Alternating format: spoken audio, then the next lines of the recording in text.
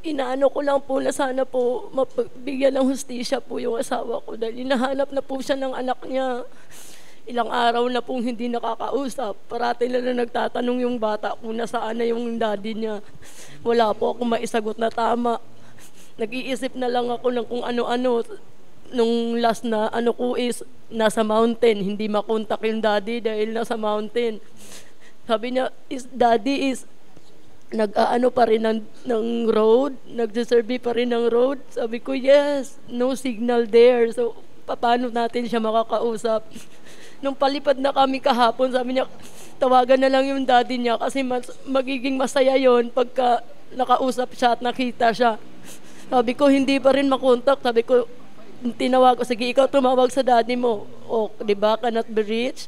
Sabi niya, hanggang kailan ko siya pwedeng makita? Isa lang po ang masasabi po, hindi po spicy ching po.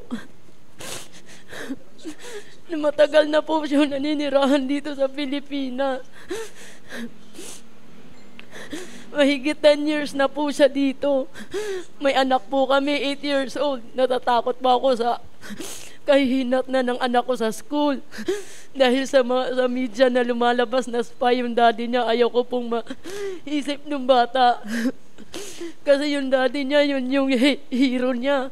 Tapos yan yung makikita sa social media later on. Yung anak ko, hindi po yan nag-gadget. Pero later on, yung mga kaklase niyan, maririnig kung ano yung mga pinagsasabi. Wala pong kasalanan yung asawa ko, yung anak ko po, hinahanap po yung daddy niya. Sana po matulungan niyo po akong palabasin yung palabasin si Ching po.